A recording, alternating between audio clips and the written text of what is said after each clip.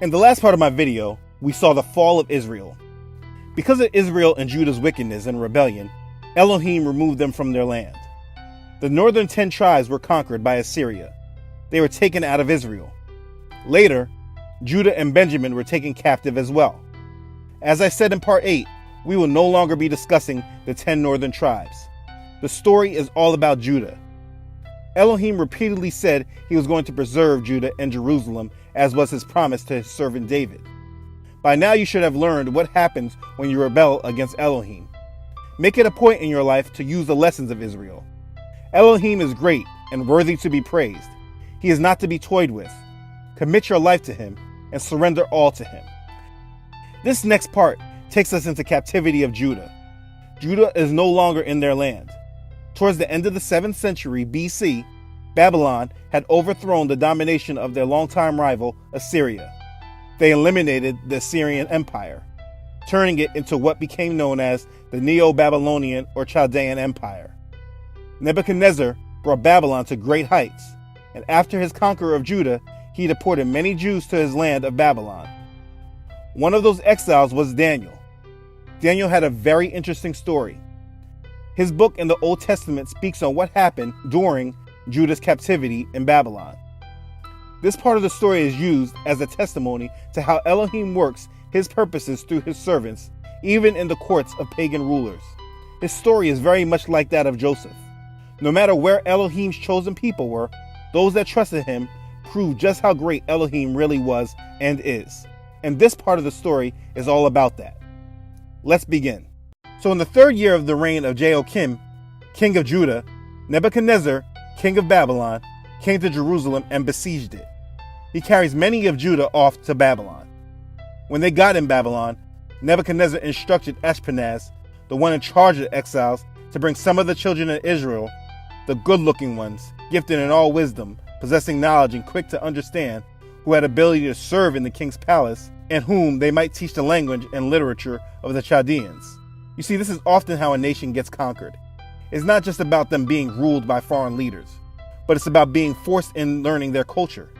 In a later part of my series, you'll understand Mystery Babylon, the Babylon that was prophesied to come. And you will learn how they did this same practice, teaching those they ruled and took into captivity the ways of their culture. So there were some from Judah chosen. The king appointed for them a daily provision of the king's delicacies and of the wine which he drank, and 3 years of training for them, so that at the end of the time they might serve before the king. Some of those men taken into this training were Daniel, Hananiah, Mishael, and Azariah. Ashpenaz, chief of the exiles, gave them Babylonian names. Daniel was Belteshazzar, to Hananiah was Shadrach, to Mishael, Meshach, and to Azariah, Abednego. They were given all the fine delicacies. Daniel purposed in his heart that he would not defile himself with a portion of the king's delicacies or with the wine which he drank. So he asked Ashpenaz that he might not defile himself. Elohim brought Daniel in good favor of Ashpenaz, and Ashpenaz said, "I fear my lord the king, who has appointed your food and drink. For why should he see your faces looking worse than the young men who are your age? Then you would endanger my head before the king." So Daniel said to one of the servants Ashpenaz put in charge of them, Daniel said, "Please test your servant for 10 days, and let them give us vegetables to eat and water to drink. Then let our appearance be examined before you, and the appearance of the young men who eat the portion of the king's delicacies. And as you see fit, so deal with your servants." So he consented with them in this matter, and he tested them 10 days. And at the end of the 10 days, their features appeared better and fatter in flesh than all the young men who ate the portion of the king's delicacies. So the steward took away the portion of delicacies and the wine that they were to drink and gave them vegetables. As for these 4 young men, Elohim gave them knowledge and skill in all literature and wisdom, and Daniel had understanding in all visions and dreams. In the 2nd year of Nebuchadnezzar's reign, Nebuchadnezzar had dreams, and his spirit was so troubled that his sleep left him. Then the king gave the command to call the magicians, the astrologers, the sorcerers, and the Chaldeans to tell the king what his dream was. So they came and stood before the king, and the king said to them, "I have had a dream, and my spirit is anxious to know the dream." Then the Chaldeans spoke to the king in Aramaic, "O king, live forever. Tell your servants the dream, and we will give the interpretation." The king answered and said to the Chaldeans, "My decision is firm. If you do not make known the dream to me and its interpretation, you shall be cut in pieces, and your houses shall be made an ash heap. However, if you tell the dream and its interpretation, you shall receive from me gifts, rewards, and great honor. Therefore, tell me the dream and its interpretation." The Chaldeans answered the king and said, "There is not a man on earth who can tell the king's matter. Therefore, no king, lord, or ruler has never asked such things of any magician, astrologer, or Chaldean. It is a difficult thing that the king requests, and there is no other who can tell it to the king except the gods, whose dwelling is not with flesh." Nebuchadnezzar did not like that answer. He was furious. He gave the command to destroy all the wise men of Babylon, including Daniel and his companions. Daniel asked, "Why is the decree from the king so urgent?" Then the head of the king's guard told Daniel. So Daniel went in and asked the king to give him time, that he might tell the king the interpretation. Daniel went to his house and made the decision known to Hananiah, Mishael, and Azariah, his companions, that they might seek mercies from Elohim concerning this secret, so that Daniel and his companions might not perish with the rest of the wise men of Babylon. Then the secret was revealed to Daniel in a night vision. Daniel praised Elohim. Daniel went to the king's guard and said, "Do not destroy the wise men of Babylon. Take me before the king, and I will tell the king the interpretation." So he was brought to the king, and Nebuchadnezzar said, "Are you able to make known to me the dream which I have seen, and its interpretation?" Daniel answered in the presence of the king and said, "The secret which the king has demanded, the wise men, the astrologers, the magicians, and the soothsayers cannot declare to the king. But there is a God in heaven who reveals secrets, and he has made known to King Nebuchadnezzar what will be in the latter days. Your dream and the visions of your head upon your bed were these. You, O king, were watching, and behold a great image. This great image, whose splendor was excellent, stood before you, and its form was awesome. The image's head was of fine gold, its chest and arms of silver, its belly and thighs of bronze, its legs of iron, its feet partly of iron and partly of clay. You watched while a stone was cut out without hands, which struck the image on its feet of iron and clay and broke them in pieces. Then the iron, the clay, the bronze, the silver, and the gold were crushed together and became like chaff from the summer threshing floors. The wind carried them away so that no trace of them was found, and the stone that struck the image became a great mountain and filled the whole earth. This is the dream. Now we will tell the interpretation of it before the king. You, O king, are a king of kings, for the God of heaven has given you a kingdom, power, strength, and glory. And wherever the children of men dwell, or the beasts of the field, and the birds of the heaven, he has given them into your hand, and has made you ruler over them all. You are this head of gold. But after you shall arise another kingdom inferior to yours, then another, a third kingdom of bronze, which shall rule over all the earth. And the fourth kingdom shall be as strong as iron, inasmuch as iron breaks in pieces and shatters everything.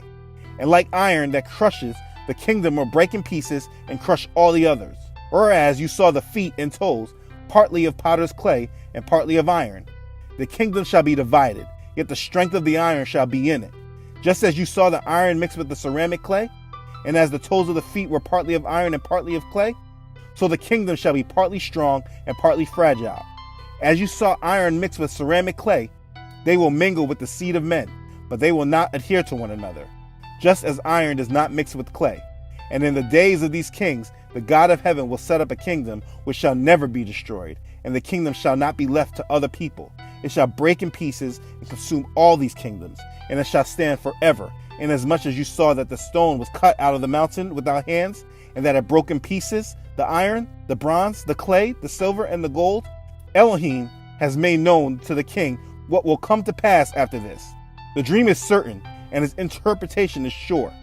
The king answered Daniel and said, Truly your Elohim is the God of gods, the Lord of kings, and a revealer of secrets, since you could reveal this secret. Then the king promoted Daniel and gave him many great gifts, and he made him ruler over the whole province of Babylon and chief administrator over all the wise men of Babylon. Also, Daniel petitioned the king, and he set Shadrach, Meshach, and Abednego over the affairs of the province of Babylon. but Daniel sat in the gate of the king. This is again how Elohim showed his great name. All these new generations had their experience with witnessing how great Elohim was, which is why he is worshipped today. After the exile of Israel and Judah, if Elohim was not so great, we would not know anything of the God of Israel.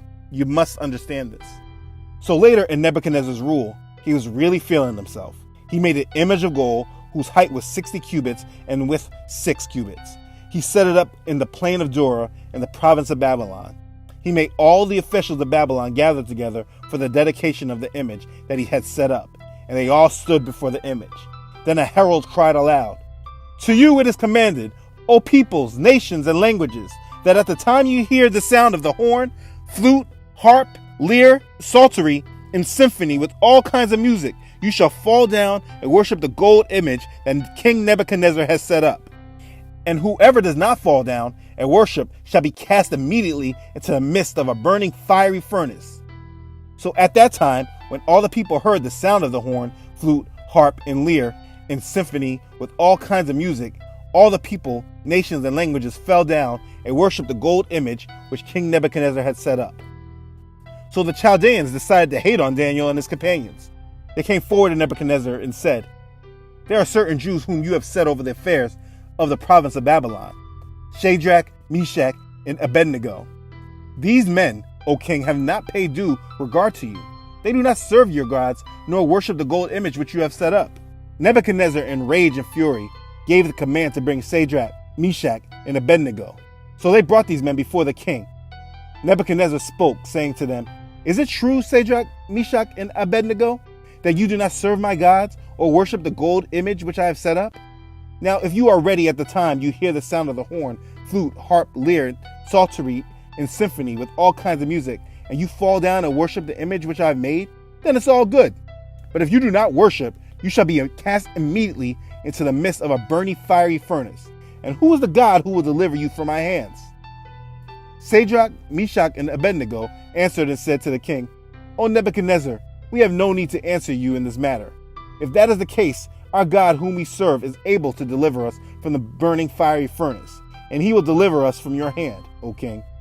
But if not, let it be known to you, O king, that we do not serve your gods, nor will we worship the gold image which you have set up." Then Nebuchadnezzar was full of fury, and the expression on his face changed towards Shadrach, Meshach, and Abednego. He spoke and commanded that they heat the furnace 7 times more than it usually was heated. He commanded certain mighty men of valor who were in his army to bind Shadrach, Meshach, and Abednego and cast them into the burning fiery furnace. They were cast into the midst of the burning fiery furnace. Because the king's command was urgent and the furnace exceedingly hot, the flame of the fire even killed the men who took up Shadrach, Meshach, and Abednego. Then King Nebuchadnezzar was astonished, and he rose in haste and spoke, saying to his counselors, "Did we not cast 3 men bound into the midst of the fire?" They answered and said to the king, "Yes, our king." And he said, "Look, I see 4 men loose, walking in the midst of the fire, and they are not hurt, and the form of the 4th is like the Son of God." Then Nebuchadnezzar went near the mouth of the burning fiery furnace and spoke, saying, "Shadrach, Meshach, Abednego, servants of the Most High God, come out and come here." Then Shadrach, Meshach, and Abednego came from the midst of the fire. And the satraps, administrators, governors, and the king's counselors gathered together, and they saw these men on whose bodies the fire had no power. The hair of their head was not singed, their clothes were not affected, and the smell of fire was not on them.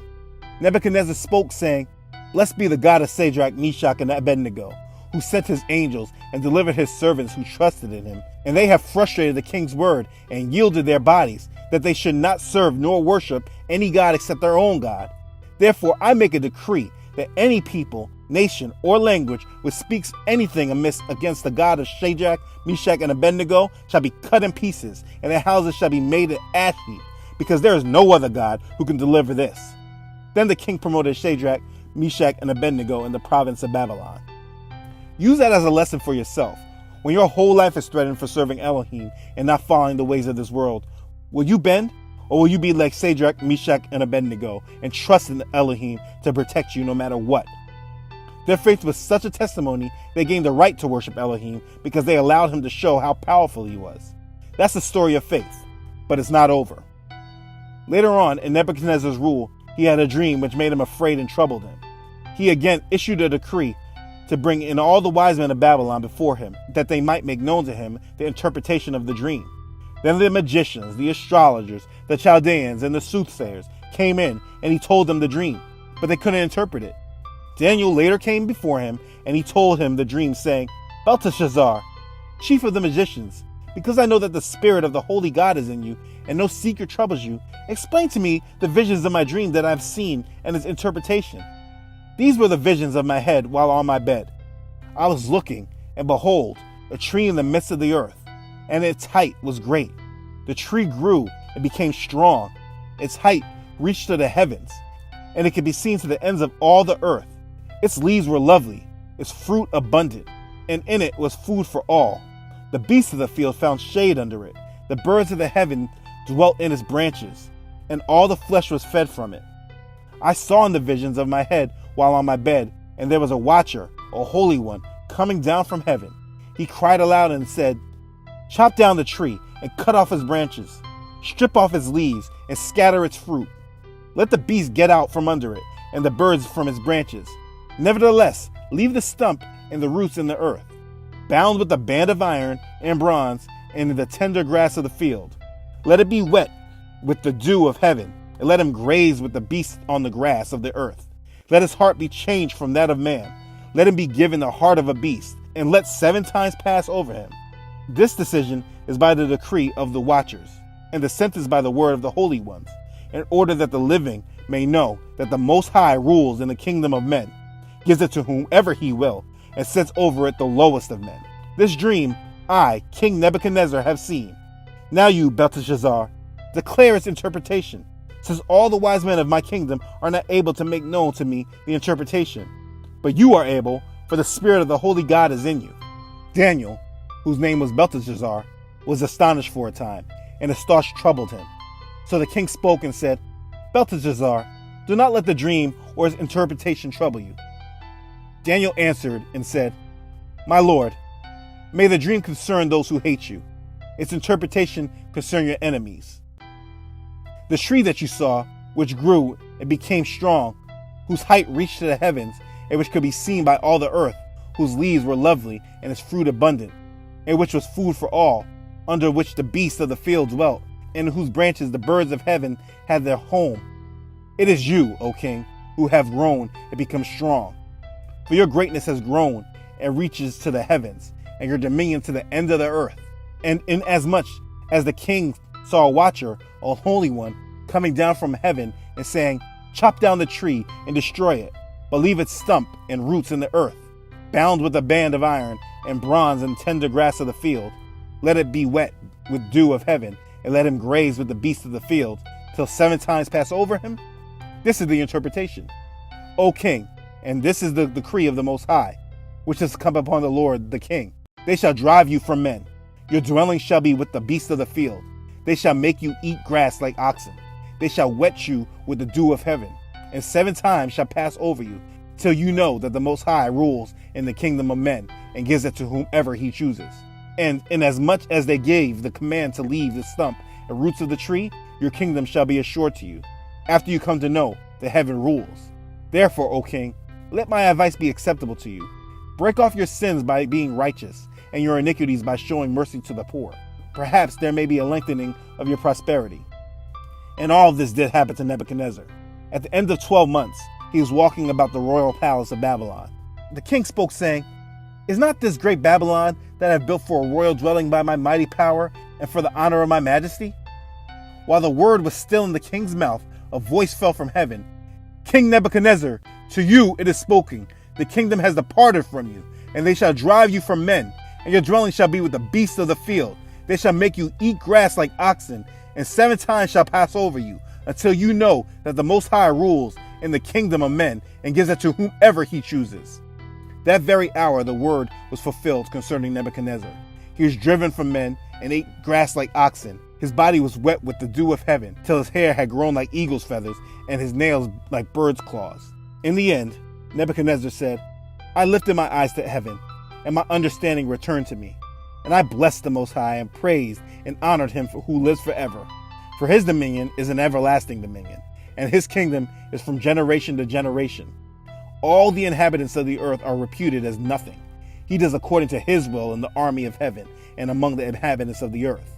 No one can restrain his hand or say to him, "What have you done?" At the same time my reason returned to me, and for the glory of my kingdom, my honor and splendor returned to me.